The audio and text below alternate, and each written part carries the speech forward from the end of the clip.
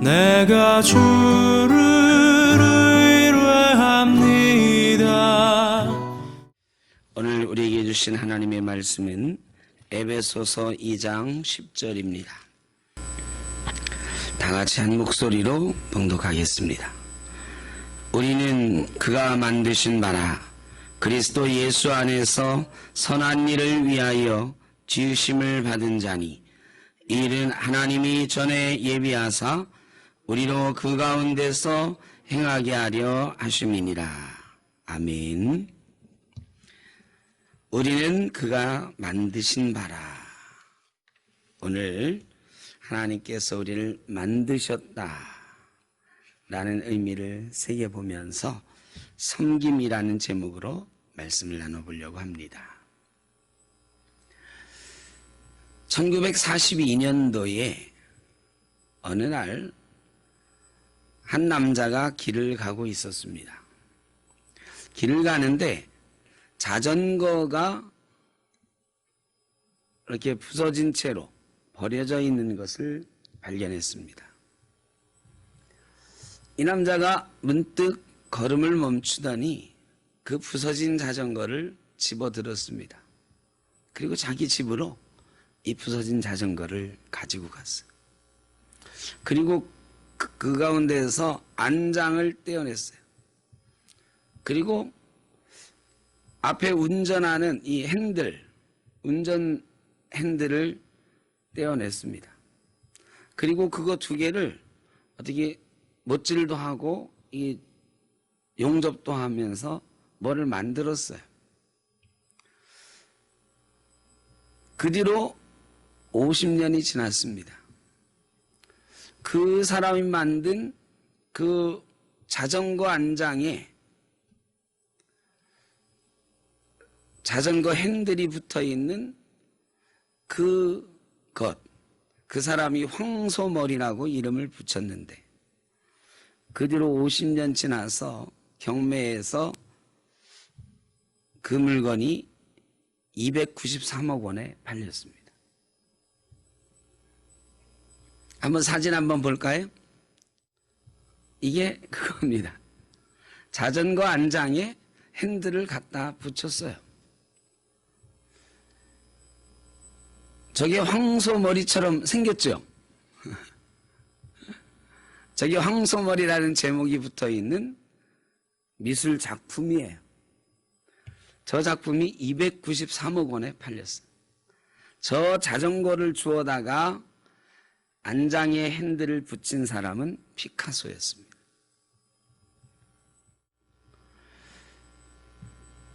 지금 보면 야 저건 나도 만들 수 있는데 쉽잖아요. 그런데 저런 생각은 아무도 못했던 거죠. 피카소라는 사람이 저 생각을 먼저 했어요. 그리고 저렇게 만들어 놓고 보니까 황소머리 같아요. 아주 기반하고 탁월해요. 그래서 지금까지도 아주 간단하지만 위대한 예술품으로 꼽히는 작품이 되었습니다. 우리는 그가 만드신 바라 그랬습니다.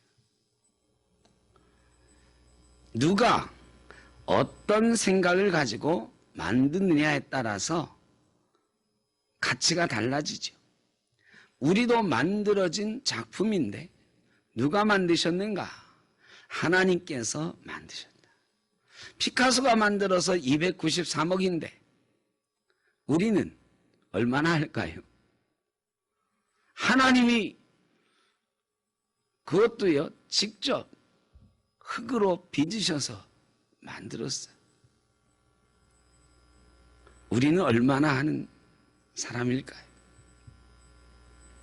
그런데 오늘 이 맨 처음 창조 때에 우리를 만드시던 이 값어치도 어마어마하지만 오늘 우리가 생각해 볼 것은 그 다음 이야기예요. 그리스도 예수 안에서 선한 일을 위하여 지으심을 받았다. 하나님이 만드셨는데 여기서 말하는 것은 태초에 우리를 만드신 것을 얘기하는 게 아니고 새롭게 또 한 번 만드셨다 이 얘기를 하고 있는 거예요. 태초에 우리를 귀하게 만드셨어요. 뭐 피카소가 만든 황소머리하고는 비할 수 없는 귀한 존재로 만드셨죠. 근데 우리가 죄를 짓고 하나님을 자꾸 떠나니까 하나님이 이 작품은 망가졌다 생각하셨어요. 작품이 망가지면 여러분 도자기 구울 때 도공들은 그 심혈을 기울여서 만들었는데 딱 보고 이거 불 굽는데 잘 못 구워졌네, 유약이 번졌네, 이러면 어떻게 해요? 우리가 보기엔 너무너무 괜찮은 것 같은데 때려 부시잖아요. 그냥 깨버리잖아요. 하나님도 우리를 보니까 망가졌어요. 하나님이 원래 계획했던 대로 사람들이 만들어 가지질 않았어요. 하나님은 그렇게 만드셨지만 인간들이 지들이 스스로 그거를 변질시켰어요. 도공처럼 깨버릴까 생각도 하셨지만 하나님은 그러지 못하셨어요. 그리고 예수 그리스도를 이 땅에 보내셨습니다. 그리고 예수 그리스도를 십자가에 못 박으심으로 우리를 새롭게 만드셨다 그랬어요. 하나님이 리폼해 주셨어요. 우리를 새로 만들어 주셨어요. 여기는 바로 그 두 번째 창조에 관한 말씀입니다. 그리스도 예수 안에서 선한 일을 위해서 지음받았다. 하나님이 우리를 통해서 새로운 일, 무언가 새로운 선한 일을 하기 위해서 다시 한번 우리를 창조하셨다. 이렇게 말씀하십니다. 그러면 이 새로운 선한 일은 무엇일까요? 빌립보서 1장 6절에는 너희 안에서 새로운 일을 시작하시니가 그리스도 예수의 날까지 이루실 줄을 우리는 확신하노라 그랬어요. 너희 안에서 새로운 일을 시작하시니가. 하나님께서 우리 안에 새로운 일을 시작하셨어요. 그 일이 예수 그리스도의 날까지, 예수 그리스도께서 다시 이 땅에 오실 때까지 이루어지기를 원한다고 말씀하셨어요. 그러니까 우리도 지금 그 시대를 살아가는 거예요. 하나님께서 예수 그리스도를 통해서 우리를 새롭게 창조하셨는데 우리를 통해서 새로운 일을 계속해 나가기를 원하신다. 그건 뭘까요? 선한 일, 새로운 일, 하나님이 시작하신 새로운 역사는 뭘까요? 이거는요, 창조 이래로 지금까지 변하지 않았는데 하나님이 원하시는 바는 하나님이 만드신 창조의 질서대로 세상이 움직여가는 거예요. 근데 그 창조의 질서가 깨졌잖아요. 인간과 하나님의 관계가 깨지고 사람과 사람의 관계가 깨지고 사람과 자연의 관계가 깨져버렸잖아요. 이 깨어진 관계가 회복되는 것, 이게 하나님께서 원하시는 거예요. 막혔던 것이 뚫어지고 담이었던 것이 무너지고 하나님과 사람이 평화를 이루는 일, 사람과 사람이 평화를 이루는 일, 사람과 자연이 평화를 이루는 일, 창조의 질서대로 회복하는 일, 이것을 하나님께서 우리를 통해서 하기를 원하시고 이미 시작하셨다는 것입니다. 그러므로 우리 예수 믿는 사람들은 세상과는 다른 질서 속에 살아가는 사람들이에요. 세상 사람들은 깨어진 창조의 질서를 딛고 자기의 욕심과 욕망을 이루려고 살아가지만 우리는 새로운 창조 질서, 회복된 창조 질서를 위해서 살아가는 사람들이다. 그 질서 속에 들어가 있는 사람들이라는 것입니다. 우리를 통해서 하신다 그랬어요. 그리스도 공동체 안에서, 너희 안에서 새로운 일을 시작했다. 그리스도인의 공동체 안에서 새로운 일을 시작하셨다. 우리 공동체 안에서 새로운 일을 시작하셨고 지금도 하기를 원하신다. 이 공동체 안에서 너를 통해서가 아니에요. 우리 모두를 통해서요. 목사를 통해서 아닙니다. 장로를 통해서 아닙니다. 권사를 통해서 아닙니다. 목사와 장로와 권사와 이 공동체 안에서 그런 일들을 이루어 가기를 원하신다는 거예요. 모든 그리스도인이 바로 그 하나님의 계획 아래 예수 그리스도를 믿는 사람으로 서 있는 것입니다. 자아가 있잖아요. 우리 자아. 우리 자아를 옛날에 말할 때 이렇게 말했어요. 나를 소개하는 거죠. 나는 목사입니다. 나는 농부입니다. 나는 개인 사업을 하는 사람입니다. 뭐 이렇게. 예전에는요, 자기를 소개하는 게 그런 게 위주였어요. 그런데 지금은 요즘 사람들이 자기를 소개할 때 어떤 걸 많이 하는가 가만히 생각해 보면 요즘 유튜브를 통해서도 소개하죠. 페이스북 통해서 소개하죠. 페이스북 하시는 분 혹시 계시나요? 제가 페이스북을 안 해가지고. 이 장로님 혹시 안 하세요? 안 하세요? 장로님 하세요? 이 페이스북이나 뭐 하여간 이 SNS 저는 하도 많이 와가지고 어느 순간 이게 다 끊어 정리했는데 뭐 생전 알지 못하던 사람이 친구하자고 뭐 막 수십 명씩 막 있고 그래가지고요. 감당이 안 되더라고요. 그래서 저는 모든 SNS 카톡 말고는 다 끊었어요. 근데 이 인터넷에 그래도 막 뭐가 뜨잖아요. 블로그나 페이스북이나 막 자꾸 그래도 떠요. 보면은 사람들이 자기를 계속 나타내고 싶어 하는 거예요. 페이스북이나 블로그나 뭐 이런 걸 통해 자기를 막 나타내고 싶어 하는데 요즘 사람들이 뭘 많이 찍어 올리느냐? 전도사님이 뭘 많이 찍어서 올려요? 나는 이런 사람이다 막 나 드러내는데 뭘 소개해요? 제일 많이 하는 게 뭘까요? 제일 많이 하는 게 먹는 거예요, 먹는 거. 나 오늘 이거 먹었다. 그래서 식당 가면은 밥 딱 나오면 먹기 전에 이거 찍는 거 먼저 하는 사람들이 많아요. 그거 왜? 나 오늘 이거 먹었다. 그 다음에는 뭘까요? 나 오늘 여기 갔다. 그 다음에는 나 이거 샀다. 나 이거 샀다 때문에 좀 난리잖아요.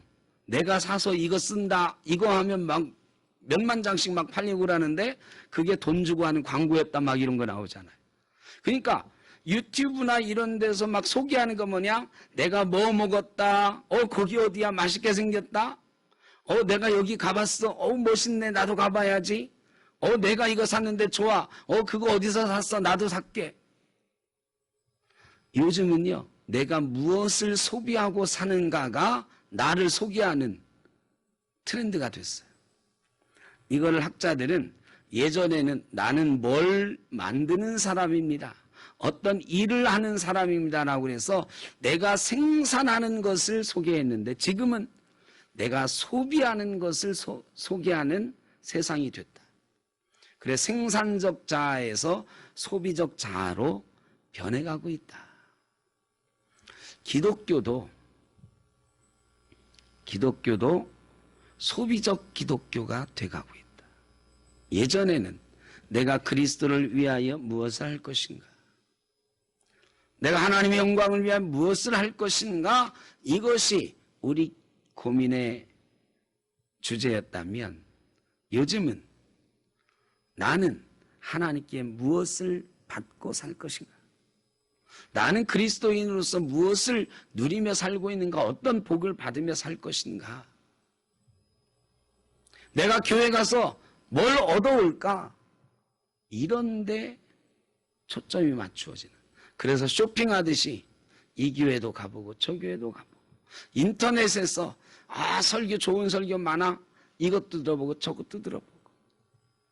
그런데 실제로 그러면서 감동받아서 내가 하나님의 영광을 위해서 무엇을 하는 사람이 될까? 이런 고민은 없고 오늘도 은혜 많이 받았어. 참 좋다. 이런 안락감과 평안함에 만족해가는 기독교가 되어가고 있다. 이런 걱정들을 많이 합니다. 여러분, 우리 그리스도인은 새로운 일을 시작하신 하나님의 새로운 창조물들이에요. 그 창조하신 이유는 우리를 창조 질서 회복의 역사에 동참시키기 위해서 우리를 회복시키신 것이다. 우리를 다시 만드신 것이다. 그러므로 우리는 관전자가 아니고 참여자, 생산자가 돼야 된다는 것입니다. 그것이 바로 섬김이다. 그리스도인의 섬김이라는 것이 바로 하나님께서 창조 질서를 회복하기 위하여 우리를 새롭게 창조하신 일에 참여하는 방법이다. 참 많이 섬기죠. 교회가 참 많이 섬겨왔습니다. 이번에 대통령하고 기독교 지도자들하고 이 대담을 했잖아요. 근데 결과가 안 좋다고 자꾸 언론이 보도를 해가지고 교회하고 대통령하고 싸우는 것처럼 보도가 됐는데 나중에 지나서 이게 아닌데 뭐 이런 뉴스도 나오더라고요. 세덴교회 소강성 목사님이 거기 참여를 했는데 아주 자세하게 그 내용을 토시 하나 안 빼놓고 다 메모를 해가지고 이게 자기 소감으로 글을 쓰셨어요.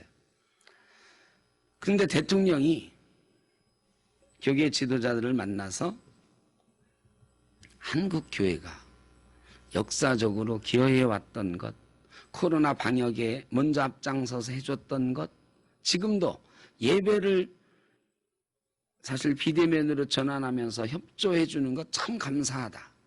이런 얘기를 아주 길게 하셨더라고요. 소강성 목사님이 그래요. 근데 왜 그런 얘기는 하나도 안 쓰고 그런데 어떤 교회가 부정적인 역할을 지금 하고 있다. 이 얘기를 뒤에다 붙인 건데 그 얘기만 딱 떼서 써놨냐고. 그리고 교회도 이 대통령을 위해서 기도한다는 얘기도 하고 목사님들도 여러 얘기를 했다는 거예요. 좋은 얘기를. 물론 할 말도 하고 교회의 입장도 얘기하고 했지만 분위기 좋게 서로 축복하고 이런 시간이었다. 참 아쉽다 이런 얘기를 써놓으셨더라고요. 대통령이 제가 지금 하고 싶은 얘기는 초두에 말씀하셨듯이 한국교회가 이제까지 기여해왔던 것들을 부정하는 사람 별로 없습니다. 한국교회가 잘 섬겨왔습니다.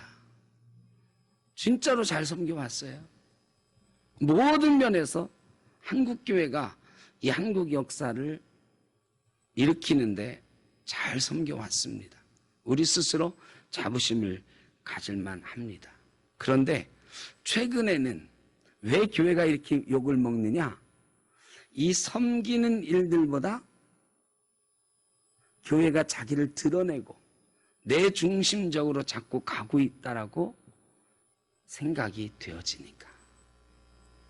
그래서 요즘 다시 이 섬김을 생각해야 되는 때 아닌가 싶습니다. 한국교회는 어쨌든 섬기는 교회여야 된다. 우리는 죽고 하나님의 영광이 드러날 수 있는 일은 우리 교회가 막 드러나고 우리가 드러나는 게 아니라 하나님이 드러나고 나는 죽는 것. 그럴 때에 그런 섬김을 통해서 그런 일이 이루어질 때에 세상이 오히려 교회를 향해서 칭찬하고 교회를 신뢰하게 될 것이다. 그런 생각을 하게 되는 것입니다. 갈릴리 가나의 혼인잔치 있을 때요. 포도주가 떨어졌어요. 예수님이 하인들에게 물을 떠다 부어라 그랬어요. 그리고 그것을 연회장에게 갖다 줘라 그랬습니다. 하인들은 그 물을 떠다가 연회장에게 갖다 줬잖아요. 여러분, 하인들이 이 맛을 봤을까요? 못 봤을까요? 먼저 연회장에게 갖다 주기 전에 이걸 어떻게 갖다 주면 찍어 먹어봤을까요? 아니요. 옛날에 그랬다가 큰일 나죠. 떠다 주었을 거예요. 연회장이 포도주 먹으면 너무너무 맛있어요. 그런데 성경은 뭐라고 기록하느냐? 포도주 맛을 보았지만 어디서 났는지 알지 못하더라 그랬어요. 연회장은 포도주 맛을 본 연회장은 어디서 났는지 알지 못했다. 그러나 그 뒤에 뭐라고 되어 있냐면 그러나 하인들은 알더라. 여러분, 연회장은요 맛을 봤어요. 그런데 하인들은 맛은 보지 못했지만 뭐를 했느냐? 주님의 그 사역에 동참했어요. 여러분, 교회 와서 설교 듣고 은혜 받고 예배하고 은혜 받고 교제하면서 행복을 누리고 이런 맛을 보는 것 중요합니다. 교회 참 좋아. 신앙생활 참 즐겁고 행복해. 맛보는 것 중요해요. 그러나 맛보는 것보다 더 중요한 것은 아는 것입니다. 하나님의 역사를 아는 것입니다. 하나님의 역사를 알아가는 것, 하나님이 지금 하시는 일을 아는 것, 이게 중요하다.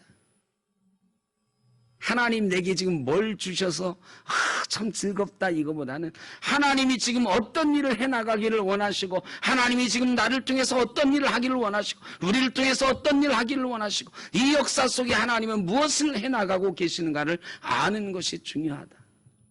그리고 그 일에 참여할 때에 알게 된다. 하나님이 이 세상을 어떻게 이루어 나가시는가, 섭리해 나가시는가, 하나님의 사역에 참여하는 사람이 알게 되는 줄로 믿습니다. 하나님의 사역에 참여하는 게 뭐냐? 섬기는 거예요. 그래서 우리 모든 그리스도인들은요, 섬김이 있어야 된다. 아주 작은 것 하나라도 하나님의 마음을 알고 움직이는, 하나님의 명령대로 움직이는 사역이 있어야 된다. 사역 현장에 있는 사람이 하나님이 하시는 일을 알게 되는 것입니다. 그리고 믿음이 자라납니다. 교회 안에 이 믿음이 자라나게 하는 여러 사역들이 있지요. 환영, 누가 오면 환영하는 일, 또 돌보아 주는 일, 예배하는 일, 교육하는 일, 이런 여러 가지 일들이 있습니다. 또 다른 봉사의 사역들도 있습니다. 이런 여러 가지 사역들에 내가 참여하는 것이 중요하다. 예배 드리러 오는 것만으로도 기쁘고 행복한 성도들도 많이 있습니다만, 우리가 하나님의 사역에 교회 안에서나 교회 밖에서나 참여함이 있어야 된다. 목적이 이끄는 삶이라는 책이 한때 선풍적인 인기를 끌었던 적이 있죠. 이 책에 보면 사역에 필요한 5가지 항목이 있다 그랬습니다. 첫째는 영적인 은사입니다. 먼저 하나님의 일에 참여하는 사람은 영적으로 감동됨이 있어야 되고, 하나님께서 주시는 은사가 있어야 돼요. 내 힘으로 하는 게 아니니까. 하나님이 내 영을 움직여가는, 그리고 내게 주시는 은사들을 체험해가는 것이 시작이다. 두 번째는 열정이 있어야 돼. 내가 하고자 하는 마음이 있어야 돼. 열심히 있어야 돼. 세 번째는 재능이 있어야 돼. 열심은 있고 재능 없는 일은 안 하는 게 좋다. 아주 작은 일이라도 내가 재능이 있는 일을 찾아라. 어떤 분은 다른 건 못하는데 일찍 나와서 청소하는 일 열심히 하시는 분이 있어요. 그분은 그런 열정과 그런 은사가 있는 거죠. 그것도 재능이에요. 일찍 나오는 것도 재능이죠. 어떤 분은 일찍 나오는 게 잘 안 되는 분도 있어요. 근데 일찍 나오는 게 은사인 분도, 재능인 분도 있어요. 와서 다른 사람들 먼저 와서 정리하고 청소하는 것도 사역이다. 성격이 하나의 요소인데, 긍정적인 성격도 있고 내적인 아주 외향적으로 막 긍정적으로 나타내는 성격도 있고, 내적으로 자꾸 숨어드는 성격도 있어요. 어떤 성격이 좋다가 아닙니다. 나 자신의 성격을 인정하고 좋아해 줘야 된다. 그렇게 말하더라고요. 내 성격을 좋아해 주라. 나를 좋아해 주라. 나는 남 앞에 잘 나서는 거 못하는데 어떻게 하지? 그러면요, 그거 자체가 좋은 무기가 될 수도 있어요. 남에게 드러나지 않으면서 할 수 있는 일을 찾게 되잖아요. 어떤 사람들은 자꾸 남에게 드러내는 일만 찾는 분들도 있는데 어떤 분들은요, 소리 소문 없이 드러내지 않고 되게 그런 일들, 굳은 일, 남이 잘 못 보는 일, 이런 거 볼 수 있는 성격이 되는 거예요. 그러니까 외향적인 성격도 좋은 영향을 미칠 수 있고 내적인 성격도 좋은 영향을 미칠 수 있는데 그거를 싫어하지 말라는 거예요. 나는 내성적이라 일 못해요, 이러지 말라는 거예요. 나는 내성적이니까 다른 사람이 나 보면 얼굴이 빨개지니까 나는 저거 해야 되겠다 하면서 하면 그 사역이, 그 섬김이 하나님의 영광을 드러내는 사역이 될 줄로 믿습니다. 마지막으로는 경험이 필요하다. 경험이 필요하죠. 경험에는 좋은 경험도 있고요, 아픈 경험도 있어요. 아픈 경험이 있는 사람, 사업 망해본 사람, 이 경험도 사역이 필요해. 왜? 성도들 가운데 경제적으로 어렵고 실패한 사람들, 여러분 사업에 실패해본 사람, 경제적으로 실패해본 사람이 더 잘 위로할 수 있어요. 그러니까 아픈 경험까지도 잘 살려서 섬기는 일에 사용할 수 있다. 그러므로 우리는 누구든 섬길 수 있어요. 나는 못 배워서 못 섬겨요? 아니래.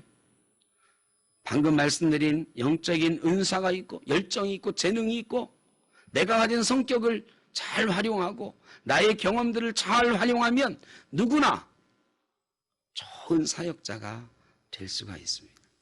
문제는 내가 섬김에 얼마나 민감한가예요.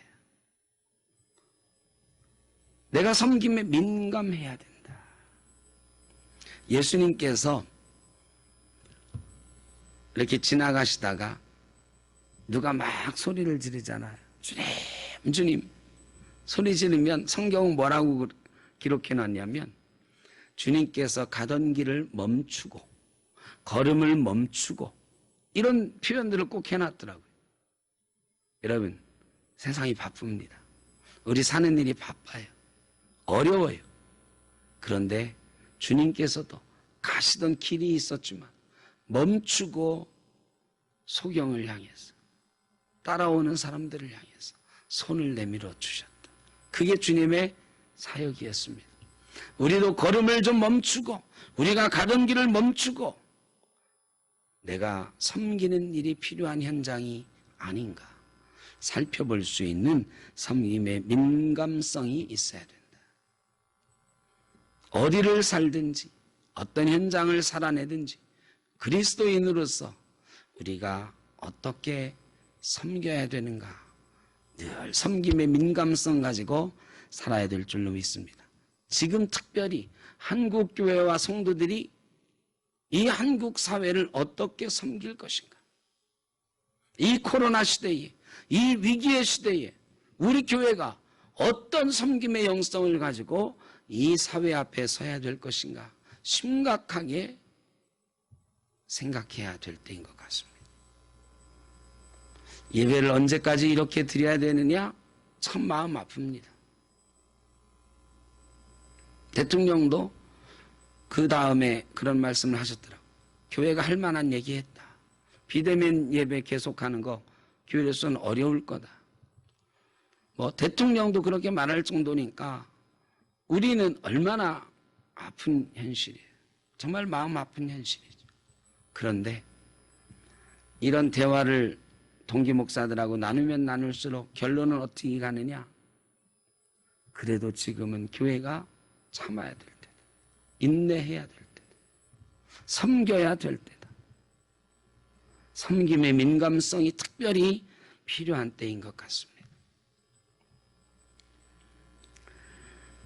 새 2마리와 개구리 1마리 이야기를 잘 아실 겁니다. 어떤 연못새 개구리 1마리가 살고 있었어요. 연못 주변의 나무에 새 2마리가 살고 있었습니다. 늘 그 연못에 물을 마시고 연못의 다른 물고기나 곤충들을 새는 잡아먹고 개구리도 곤충 잡아먹으면서 셋이 친하게 지냈습니다. 그런데 가뭄이 들어서 이 연못의 물이 점점 말라가기 시작한 거예요. 물고기들도 죽고 곤충들도 다 없어지고 나무는 마르고 새들이 이제 여기를 떠나서 다른 곳으로 날아가야 될 때가 됐습니다. 그런데 이 친하게 지내던 개구리는요, 이 바짝 말라가는 연못 거기에서 말라 죽을 수밖에 없는 형편이 된 거예요. 새들이 어떻게 할까 고민하고 있는데 개구리가 나뭇가지 하나 갖고 와봐. 새들이 나뭇가지를 물어다가 개구리 앞에 놨어요. 개구리가 말합니다. 내가 이 나뭇가지를 가운데서 물을 테니까 니들이 양쪽에 부리로 이 가지 잡고 나를 데리고 날아가라. 그리고 우리 다른 물 있는 데로 찾아가자. 새들이 좋다. 좋은 아이디어다. 새 2마리가 양쪽 나뭇가지 끝을 물고 개구리는 가운데 큰 입으로 이 나무지를 꽉 물고 막 날아가는 거예요. 날아가는데요, 그 가뭄 속에 있던 많은 다른 동물들이 그걸 보면서 와, 감탄하는 거야. 야, 머리 좋다. 야, 대단하다. 그래, 그 중에 하나가, 야, 그거 누구 아이디어니? 개구리가 기분이 좋았어요. 누구 아이디어예요? 큰 소리로 내 거야 하고 대답을 했는데요, 어떻게 됐을까요? 나뭇가지 물었던 입을 벌려서 내가 했지, 내 아이디어야 하는 순간 개구리가 떨어져 죽고 말았어요. 여러분, 섬김, 사역은 함께 하는 것입니다. 특별히 위대하고 좋은 사역이 따로 있는 것이 아닙니다. 모든 것이 협력하여 선을 이룬다고 그랬습니다. 사역은 함께 해나가는 것입니다. 그리고 내가 했다 그러면 죽어요. 내가 했다 그러면 죽어요. 우리는 그저 하나님께서 우리에게 맡기신 그 사역에 입 꽉 다물고 하나님이 하셨다라는, 하나님이 시작하셨다, 우리 속에 새로운 일을 시작하시니가 하나님이시다, 이 사실을 고백하면서 그저 우리의 입은 다물고 하나님께 영광 올려드리며 사역을 해나가면 그것이 우리를 떨어지지 않고 새로운 창조 질서의 세계로 우리를 옮겨다 주는 나뭇가지도 되고 새의 날갯짓도 되는 줄로 믿습니다. 사역은 다릅니다. 서로 다른 게 복이에요. 여기 장로님들 4분 다 달라요. 다른 것이 복이에요. 다 똑같으면 재미있겠습니까? 다 똑같아서 나 요거만 할래, 나 요거 잘해, 똑같은 것만 잘하면 되겠어요? 아니에요. 다 다릅니다. 어떤 사람은 이런 일을 하고 어떤 사람은 저런 일을 할 수 있도록 재능을 받았어요. 어떤 것이 더 좋고 큰 사역은 없습니다. 다 똑같이 합력하여 선을 이루라고 하신 하나님의 사역, 하나님의 섬김인 것입니다. 어떤 분들은 그렇게 말해요. 목사님, 저는 조금만 있어야 사역할 수 있을 것 같아요. 지금은요, 믿음이 안 자랐어요. 지금은 너무 힘이 들어요. 언제부터 섬김의 사역은 시작할 수 있을까요? 테일러 선교사님이 이런 질문에 이렇게 대답했습니다. 초 하나 가져와 봐라. 초를 켰습니다. 이 초가 언제부터 세상을 밝히느냐? 불이 붙은 순간. 예수께서 우리를 구원하신 그 순간부터, 우리가 예수 믿은 그 순간부터 우리의 빛된 사역은 시작되는 것입니다. 언제 시작이 아니고 우리가 예수 믿은 그 순간부터 예수 그리스도께서 우리 속에 새로운 일을 시작하시는 것입니다. 저와 여러분이 하나님께서 예수 그리스도를 통하여 우리에게 시작하신 이 행진에 이미 동참하고 있는 것을 깨닫고 이 행진이 한 사람, 2사람, 10사람, 우리 샘떡교회 100여 성도가 함께 나가는 행진이 되기를 원하고 이 땅의 그리스도인들이 함께 행진하여서 하나님의 영광을 이 땅에 드러나고 창조 질서의 회복이 이 땅에 이루어져가는 놀라운 역사가 있기를 주의 이름으로 축원합니다. 저희 샘터교회에도 하나님의 은혜와 돌보심이 우리를 통하여 드러나기를 주의 이름으로 축복합니다. 기도하겠습니다. 사랑이 많으신 아버지 하나님, 우리를 태초에 지으셨고 인간이 하나님 마음에 들지 않는 모양으로 변해갔지만 깨뜨리지 않으시고 예수 그리스도를 통하여 새롭게 만드신 하나님 아버지 감사합니다. 우리를 새롭게 만드신 그 이유는 선한 일을 하라고, 하나님의 사역에 동참하라고 우리를 만드셨다 했으니 이제 한 사람 한 사람 우리에게 주신 은사를 잘 갈무리하며 주님께서 우리를 부르신 그 목적을 잘 알고 그 목적에 맞게 잘 섬기며 하나님 사역에 동참하며 살아가는 귀한 그리스도인 되게 하여 주옵소서. 어려운 때입니다. 이 어려운 때 특별히 우리 그리스도인의 섬김이 이 땅을 좀 더 아름답게 만들어가고 하나님의 평화가 넘치는 세상으로 만들어가는 귀한 역사가 있게 하여 주옵소서. 나의 예수님의 이름으로 다닐 기도하옵나이다. 길을